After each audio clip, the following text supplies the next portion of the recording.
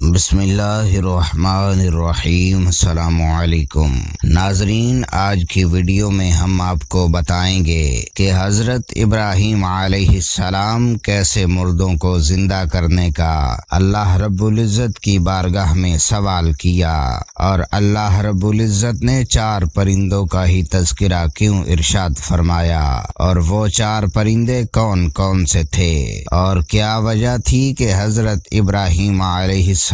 کو اللہ تعالی نے ان پرندوں کو پہلے اپنے ساتھ مانوس کرنے کا حکم ارشاد فرمایا تھا۔ ناظرین، اس سے پہلے جب نمرود نے حضرت ابراہیم علیہ السلام سے مناظرہ کیا، اپنی ربوبیت کا اظہار کرنا چاہا، تو حضرت ابراہیم علیہ السلام نے برملا آخری اعلان کیا کہ میرا رب وہ ہے جو مشرق سے سورج کو نکالتا ہے۔ اگر تم خدائی دعویٰ کر رہے ہو اور تم سچے خدا ہو تو سورج کو مغرب سے نکال کر دکھاؤ۔ جب نمرود نے یہ بات سنی تو وہ بالکل ہکا بکا رہ گیا اور اس کو شکست فاش سے دوچار ہونا پڑا۔ ناظرین، اس واقعہ کے بعد حضرت ابراہیم علیہ السلام ایک مرتبہ سمندر کے کنارے جا رہے تھے کہ ایک آدمی کو مرا ہوا دیکھا۔ چونکہ سمندر کا پانی کبھی اوپر چڑھ جاتا ہے اور کبھی کنارے سے نیچے چلا جاتا ہے، جب پانی کنارے کے اوپر آتا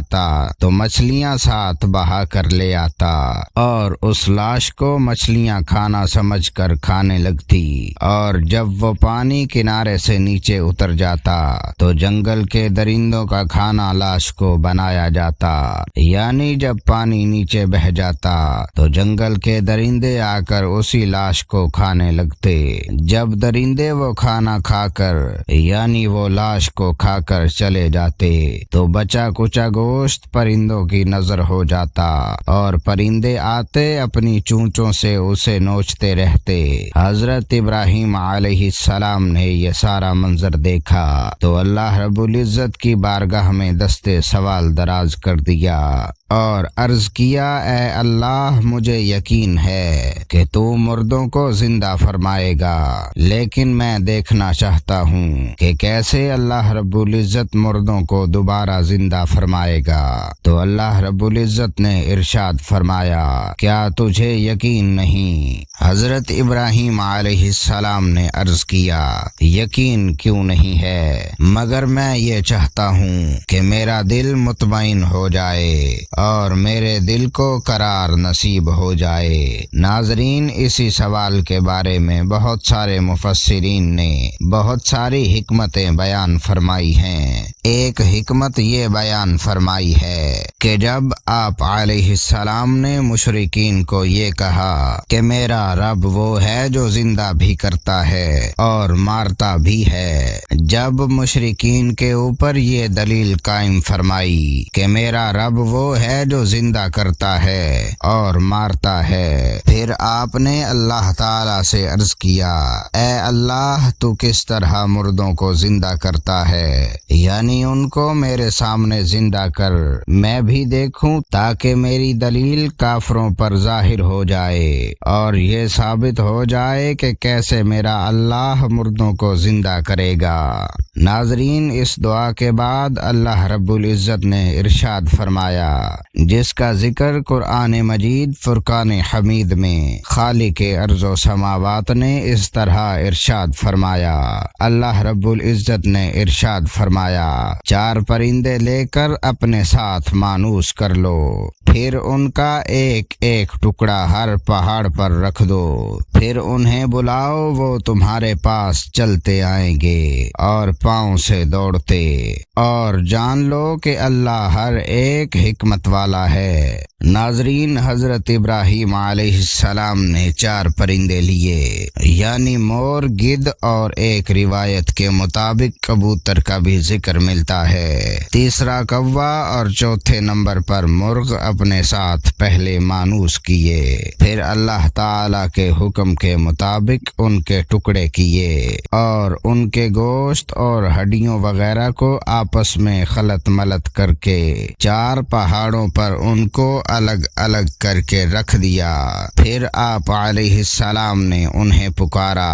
اے جدا جدا ہڈیوں، اے متفرق گوشت کے ٹکڑوں، اے کاٹی ہوئی رگوں، ایک دوسرے سے مل جاؤ تاکہ اللہ تعالیٰ تمہاری روحوں کو تم میں لوٹا دے۔ یہ سن کر ہڈیاں اپنی دوسری ہڈیوں کی طرف چلی، یعنی ہر پرندے کی اپنی اپنی ہڈیاں ایک دوسرے سے مل گئیں، پر دوسرے پروں سے جا ملے۔ گوشت کے ٹکڑے دوسرے اپنے گوشت کے ٹکڑوں سے ملنے لگے، یہاں تک کہ خون کا ایک قطرہ اپنے جیسا اور اپنے جسم کا جو خون تھا اس سے جا کر مل گیا۔ اس طرح آپ علیہ السلام یہ منظر دیکھ رہے تھے کہ آپ کے سامنے مردوں کو زندہ کر کے آپ کو عین الیقین کا مرتبہ عطا کر دیا گیا تھا۔ پھر اللہ تعالیٰ نے آپ کی طرف وحی کی، یا ابراہیم، تم نے مجھ سے سوال کیا تھا کہ تو مردوں کو کیسے زندہ کرتا ہے۔ بے شک میں نے زمین کو پیدا کیا ہے، اس میں 4 قسم کی ہوائیں قائم کی، شمالی جانب سے چلنے والی ہوا،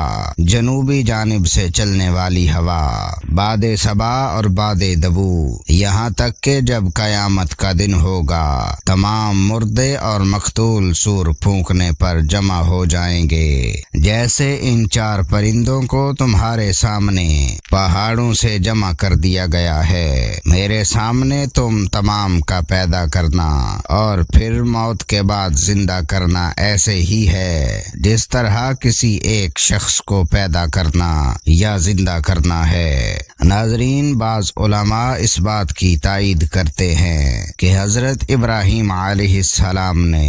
جو 4 پرندوں کو اپنے ساتھ مانوس کیا تھا، ان کو مانوس کرنے کی حکمت یہ تھی کہ آپ ان کے آنے پر پہچان لیں، یعنی جب وہ پرندے ذبح ہو جائیں اور ذبح ہونے کے بعد ان کے گوشت کو خلط ملط کرنے کے بعد اللہ رب العزت کے حکم سے دوبارہ زندگی ملے تو آپ پہچان لیں کہ یہ وہی پرندے ہیں جو میں نے اپنے ساتھ ملا لیے تھے اور مانوس کیے تھے۔ بعض نے یہ بھی کہا ہے کہ آپ نے ان کے سروں کو اپنے پاس رکھ لیا تھا تاکہ آپ کے بلانے پر ان کے تمام اجزاء اپنے اپنے اجزاء سے مل کر اپنے اپنے سروں سے آ کر مل جائیں۔ اللہ کی قدرت سے کوئی صورت بھی بعید نہیں ہے، جو صورت بھی ہو قدرت کی عجیب نشانی کا ظہور ہوتا ہے۔ ناظرین، رہی یہ بات کہ اللہ رب العزت نے 4 پرندوں کو ذبح کرنے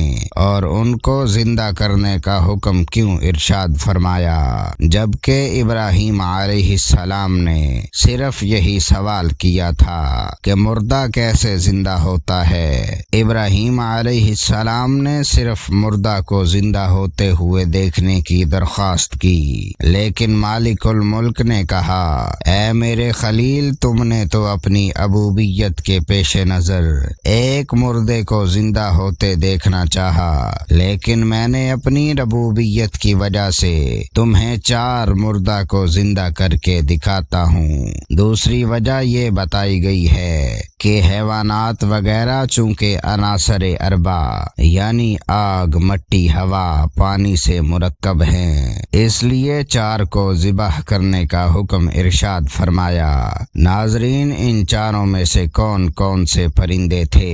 وہ پہلے بتا دیا گیا ہے۔ مور، گدھ، مرغ اور کوے کو منتخب کیا گیا، اور مور کو منتخب کرنے کی وجہ یہ ہے کہ انسان کو زینت، مرتبہ، بلند مراتب سے محبت ہے اور یہ اوصاف مور میں بھی پائے جاتے ہیں۔ اللہ تعالیٰ نے فرمایا ہے، خواہشات کی محبت کو لوگوں کے لیے مزین کر دیا گیا ہے۔ انسان جس طرح زیادہ کھانے سے شرف کرتا ہے، اسی طرح گدھ کو بھی کھانے سے ہی زیادہ کام ہوتا ہے، اور ناظرین، اسی طرح انسان کو جنسی خواہشات پوری کرنے سے جس طرح طرح کام ہوتا ہے۔ اسی طرح مرغ میں بھی یہ وصف پایا جاتا ہے۔ انسان مال طلب کرنے اور جمع کرنے کا زیادہ حریص ہوتا ہے، اسی طرح کوا بھی مال کی طلب اور جمع کرنے کا حریص ہوتا ہے، کیونکہ کوے کے علاوہ رات کو اڑنے والا کوئی پرندہ نہیں ہے، اور سخت سردی میں دن کو صرف کوا ہی نکلتا ہے۔ ان چار کو متحد کرنے میں اس حکمت کی طرف بھی اشارہ ملتا ہے کہ انسان جب تک خواہشات نفسانیت اور خواہشات برج اور مال کی حرص اور زیب و زینت کو ختم نہیں کرے گا، اس وقت تک اس کے دل پر روحانیت کا اثر نہیں ہوگا، اور نہ ہی اسے اللہ تعالیٰ کے جلال کے نور سے راحت نصیب ہوگی۔ آپ کو یہ ویڈیو پسند آئی ہوگی، ویڈیو کو لائک کرتے ہوئے چینل کو سبسکرائب کر لیجئے۔ ملیں گے ایک نئی دلچسپ اور معلوماتی ویڈیو کے ساتھ، تب تک کے لیے اللہ نگہبان۔